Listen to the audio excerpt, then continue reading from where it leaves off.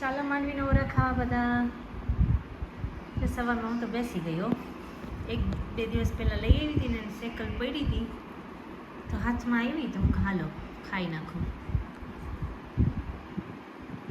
આજે તો રૂપારો દિવસ છે એકદમ બારે હો.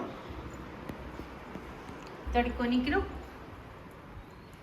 વરસાદ આવે જેવું કંઈક છે નહીં. પહેલાં તો ઢાકલું હતું સવારમાં, પણ અટાણે તો હાવ તડકો હે.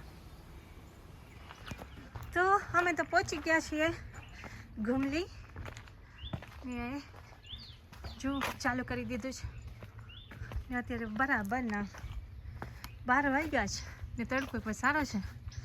ક્યાં સુધી પહોંચાય ખબર નહીં, પણ ચાલો ખબર પડી જશે થોડીક વારમાં જ.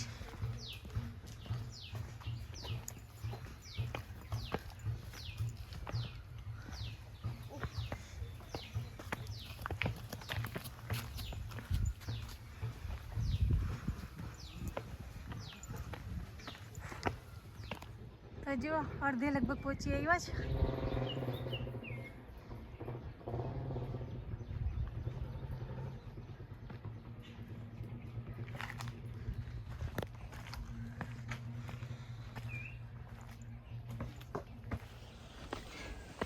તો અડધે પહોંચી ગયા છીએ હવે. હજી અડધું બાકી છે અમારે, પણ વાંધો નથી. તડકો નથી એટલો બધો, શેડ આવી જાય ને એટલે. તો પોરબંદર આવો ત્યારે ચોક્કસ અહીંયા આવજો. એટલું બધું પણ ઊંચું નથી, પણ તમે એન્જોય કરશો.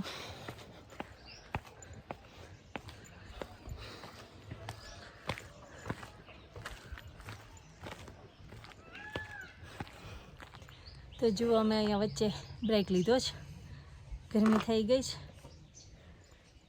ને. હા, હવે તો પહોંચવા જ આવ્યા છે, આટલું જ છે બાકી.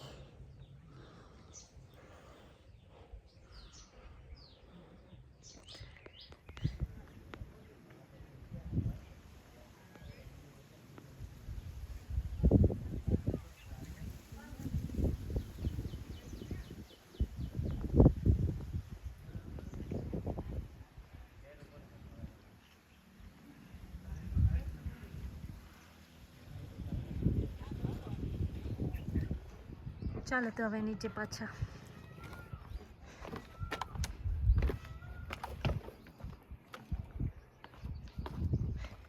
હું તો દોડી દોડીને નીચે ઉતરી જઈશ પેતર.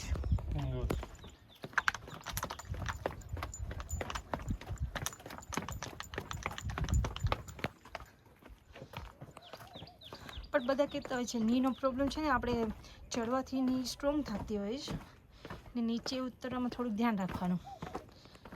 પણ જેમ તમે ચડો ને એના કારણે તમારી નીન સ્ટ્રોંગ થતી હોય છે, મસલ ને બધું.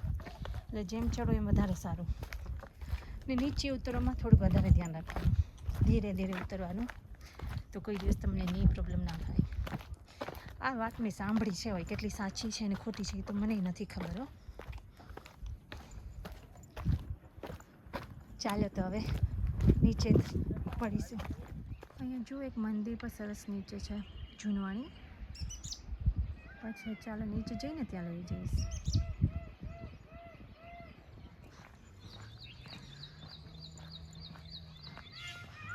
કેટલી ઊંચાઈમાંથી પછી મંદિર બનાવેલું છે. અહીંયા પાણી જ આવતું હશે પહેલાં પણ, જૂના જમાનામાં પણ.